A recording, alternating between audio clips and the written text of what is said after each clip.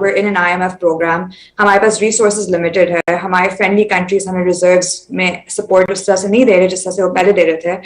What are some actions you can take right now کہ آپ relief بھی provide کر سکیں, inflation کو بھی tackle کر سکیں? If you were in government, what would you do?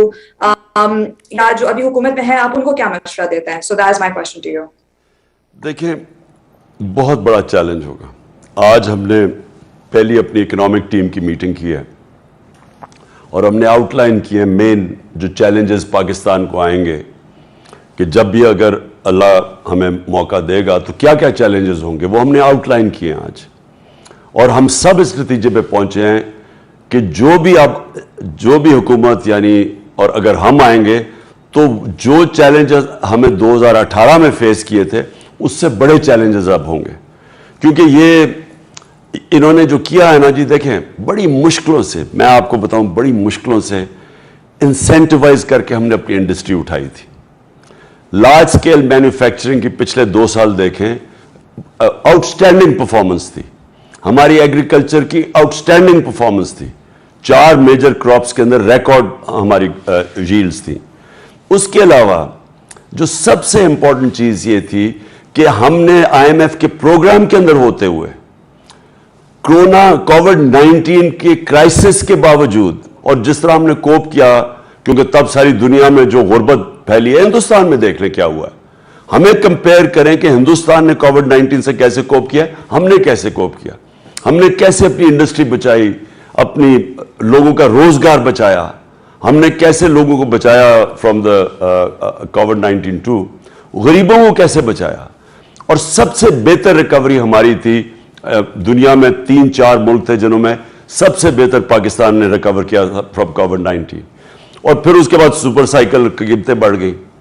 تو وہ ہم جو ان کرائسس سے نکلے, اور مجھے خوشی یہ تھی کہ 6% گروتھ ریٹ تھی ہماری. پرابلم صرف ابھی مزمل نے آپ کو سمجھا, پرابلم ہمیں ایک آ رہا تھا, ویکسینز کے اوپر ہم نے $3 ارب ہمارا خرچ ہوا, وہ ایک شوق تھا. اوپر سے پیٹرولیم پروڈکٹس کی ان کی ایک دم قیمتیں اوپر چلی گئیں. وہ 27% ہمارا پیٹرولیم پروڈکٹس کی امپورٹس ہیں, تو اس کا ہمیں ایک شوق ملا. اس کے باوجود ہماری انڈسٹری بھی بچی ہوئی تھی. ہم سوشل سیفٹی نیٹ ہم نے پہلی دفعہ پاکستان میں جو کوئی تصور نہیں, health insurance, universal health insurance لوگوں کو دی, 10 لاکھ روپے ہر خاندان کو کسی بھی ہاسپٹل میں, پرائیویٹ ہاسپٹل میں علاج کروا سکتے تھے. اور پھر احساس پروگرام, سود کے بغیر قرضے نچلے. سو ہم نے سارے پروگرامز کیے. احساس دنیا میں ریکگنائز ہوا ہمارا بہتر پروگرام.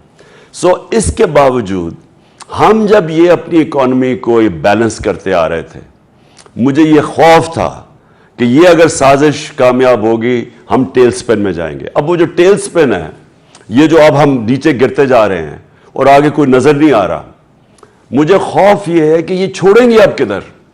میں اس لیے بار بار لگا ہوا ہوں کہ ابھی جلدی سے جلدی الیکشن کرواؤ تاکہ ملک میں سٹیبلٹی آئے. سٹیبلٹی صرف الیکشن سے آئے گی, اور کوئی طریقہ نہیں ہے اکنامک سٹیبلٹی کا without political stability. Political stability آنی الیکشن سے. تو مجھے خوف یہ ہے کہ ان کو تو اب سمجھ نہیں آ رہی کیا کریں. دنیا میں باہر بھاگے جا رہے ہیں, نہ کوئی باہر سے پیسے دے رہا ہے, باہر سے کوئی ان کو کریڈٹ دینے کے لیے, بینکس وہ آپ کو بتا دیا کہ رسک اب اتنی ہے کہ کسی نے ان کو پیسے نہیں دینے. سو اگر یہ اسی طرح چلتے رہے, میرا خوف ہے جو ورلڈ بینک بھی کہہ رہا ہے, جو IMF کہہ رہا ہے, کہ پاکستان میں پولیٹیکل انریسٹ ہو جائے گا. ابھی تک تو ہم جلسے آتے ہیں, لوگ جلسے اٹینڈ کر کے چلے جاتے ہیں, بٹ میں وہ کراؤڈ کے اندر ایک وہ دیکھ رہا ہوں, اس قسم کا پیشن دیکھ رہا ہوں, غصہ دیکھ رہا ہوں. بجلی کے بل جب لوگوں کے گھروں میں آ رہے ہیں, لوگوں میں آگ لگی ہوئی ہے. جو آٹا, دیکھیں بیسک چیز ہے, آٹا لیں, 55 کلو سے 100 کلو کراس کر گیا, دگنا ہو گیا آٹا, اور ابھی اور بڑھنے والا ہے. جو یہ قیمتیں بڑھتی جا رہی ہیں, ایک لوگوں کو غصہ ہے کہ یہ اوپر آ کے بیٹھ گئے چور, اور اپنے کیسز ختم کر رہے ہیں چوری کے اربوں روپے کے. دوسری طرف عوام کا قتل ہو رہا ہے. تیسری طرف بے روزگاری آ رہی ہے. فیصلہ آباد کے اندر پہلی دفعہ پارلوز بند ہو گئی ہیں. جو سارا فیصلہ آباد میں لیبر نہیں ملتا تھا ٹیکسٹائل کا, اب وہ بند ہوگی. سو اگر ہم نے جلدی ایکٹ نہ کیا, مجھے یہ ڈر ہے کہ سب کے ہاتھ سے گیم چلی جائے گی, یہ وہ ادھر نہ چلا جائے کہ ہم کوئی بھی اس کو سنبھال نہ سکے. So answer to your question is, جتنی جلدی اس ملک میں صاف اور شفاف الیکشن ہو, اتنی جلدی یہ ملک پاتھ ٹو ریکوری ہوگا, یعنی ہم اپنے آپ کو ریکور کرنا شروع کریں گے. جتنی دیر یہ چلتے جائیں اتنا ہی مشکل ہوگا, اتنا ہی لمبا ہوگا ریکور کرنے کے لیے.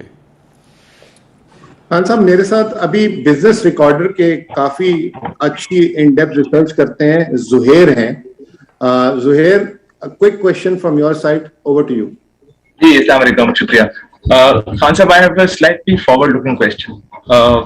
That is around the fixation with fixing prices that the governments over the years have had. چاہے آپ کی گورنمنٹ ہو یا یہ گورنمنٹ ہو یا اس سے پرانی گورنمنٹس ہو. سو کائنڈلی یہ بتائے گا کہ آگے, بیکاز دیکھیں ہماری physical leakages energy, wet, power, gas, یہیں سے ساری آتی ہیں, ان میں سرکولر ڈیٹس کریٹ ہوتے ہیں. سو آگے جا کے if and when the next time your government comes, do you have any plans to roll it back slightly, جو گورنمنٹ کا اتنا ایکسیسو فٹ پرنٹ ہے خاص طور پہ پرائس فکسنگ کے حوالے سے, بیکاز یہ ہمارے بہت سارے مسائل کی بنیادی جڑ ہے. So I just want to know کہ اس پہ ہم کچھ تبدیلی ایکسپیکٹ کریں آپ سے کہ نہیں. Thank you. دیکھیے, میں زہیر آپ کو سب سے پہلی بات بتا دوں, آج ہم نے جو ڈسکس کیا آپس میں, ہم سب ایک نتیجے پہ پہنچ گئے ہیں کہ اب اگر ہم نے جو بھی پاکستان کو اس دلدل سے نکالے گا جس میں پھنستا جا رہا ہے, اس کو پاکستان کو ویسے چلانا پڑے گا جو ابھی تک کسی نے نہیں چلایا. یعنی ہمیں اب وہ سٹیپس لینے پڑیں گے جو اب تک ہم پبلک پریشر کی وجہ سے یا جو بھی کمزوری کی وجہ سے, گورنمنٹس ہماری کمزور رہی ہیں. ہماری ایک کولیشن گورنمنٹ تھی. پارلیمنٹری ڈیموکریسی میں کولیشن گورنمنٹ بڑی کمزور ہوتی ہے, کیونکہ وہ ہر طرف سے اس کو پریشر پڑتا ہے, وہ برداشت نہیں کر سکتی, کیونکہ سارا وقت آپ گورنمنٹ اپنی سنبھالیں یا کوئی بڑا فیصلہ کریں. لیکن جو اب پیریڈ ہے, اگر اس ملک میں بڑے فیصلے نہ کیے گئے, مثلا یہ جو پبلک سیکٹر انٹرپرائزز ہیں, اگر اب ان کے اوپر ہم نے بڑے فیصلے نہ کیے اور بلا خوف, کیونکہ یہ اب جو بلیڈنگ ہو رہی ہے, مثلا میں صرف 5-6 جو بڑی بڑی پبلک کارپوریشنز ہیں ان کی جو بلیڈنگ ہے, وہ اب یہ ملک برداشت نہیں کر سکے گا. ہمیں جب تک کہ پوری اپنی ایکسپورٹس کے اوپر ساری گورنمنٹ کو اورینٹیٹ کریں ایکسپورٹس کے اوپر. اور بائی دا وے یہ مہاتر نے کیا تھا, یہ جب اردوغان نے شروع میں وہ آیا تھا تو اس نے جب ان کی اسٹینڈرڈ آف اوپر ویلتھ کریشن کی تھی ترکی میں, انہوں نے اسپیسیفکلی ایکسپورٹس پہ کیا تھا. ہماری گورنمنٹ کے علاوہ کبھی کسی نے ایوب خان کے دور کے بعد ایکسپورٹس کے اوپر توجہ نہیں دی. تو جب ویلتھ ہی کریٹ نہیں ہوگی تو ملک ہر وقت جیسی آپ کی گروتھ ریٹ ہوگی آپ پھر پھنس جائیں گے جا کے کرنٹ اکاؤنٹ ڈیفیسٹ پہ. یس, ایسٹ ایشین ٹائیگر سب نے ایکسپورٹ لیڈ گروتھ کی تھی, چائنا نے کی ہے, تو ہم نے تو کبھی کسی نے توجہ ہی نہیں دی ایکسپورٹس کے اوپر. اور شارٹ ٹرم میں کور کرنے کے لیے جب تک آپ اپنی ایکسپورٹس اٹھاتے ہیں تو ریمیٹنسز, ہماری بہت بڑی اوورسیز پاکستانی جو ہے یہ بہت بڑا ایسٹ ہے. ابھی ہم صرف ان کی ریمیٹنسز کے اوپر ڈپینڈ کر رہے ہیں, ہم نے کبھی ان کی انویسٹمنٹ کے اوپر کوشش نہیں کی. اب اور انویسٹمنٹ کے لیے ہمارا جوڈیشل سسٹم کو بہتر ہونا پڑے گا, کیونکہ جب تک کانٹریکٹ انفورسمنٹ نہیں ہوتی, آپ جو چھوٹا بزنس مین ہے, جو میڈیم بزنس, جو بہت زیادہ اوورسیز پاکستانی میں کرنا چاہتے ہیں, ان کو جب تک پروٹیکشن نہیں ملتی عدالت سے وہ نہیں انویسٹ کرتے پاکستان میں. وہ ادھر دبئی چلے جائیں گے, وہ ملیشیا چلے جائیں گے.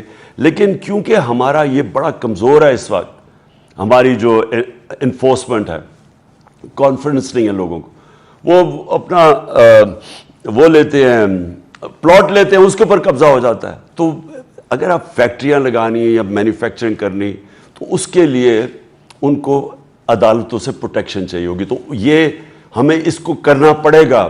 اب تک ہم نے اس کے اوپر کسی نے زور نہیں لگایا, لیکن اب یہ ناگزیر ہے اگر پاکستان نے ڈیولپ ہونا ہے, کیونکہ انویسٹمنٹ اور انڈسٹری کے اندر جب تک ہم انویسٹ نہیں کرتے, ویلتھ کریشن نہیں ہونے لگی. ویلتھ کریشن نہیں ہونے لگے, ہم قرضوں کی یہ جو دلدل میں پھنس رہے ہیں یہ نہیں ہم کر سکتے. ہم نے بڑی کوشش کی, ہم نے کنسٹرکشن کو پوری انسینٹیوائز کیا جس کی وجہ سے جاب کریشن ہوئی. ہم نے پوری کوشش کی انڈسٹری کی مدد کرنے کے لیے جس کی وجہ سے ایکسپورٹس بڑھی, ٹیکسٹائل بڑھی. لیکن اس کو ڈائیورسفائی کرنا ہے. ہماری ابھی ہم شروع ہی کر رہے تھے ہماری جو اسپیشل اکنامک زونز ہیں جس کے اندر انویسٹمنٹ آنی تھی, انڈسٹری لگنی تھی. انفارچونیٹلی جو پولیٹیکل انسٹیبلٹی آتی ہے وہ سب سے بڑا امپیڈمنٹ ہے انویسٹمنٹ کے راستے میں.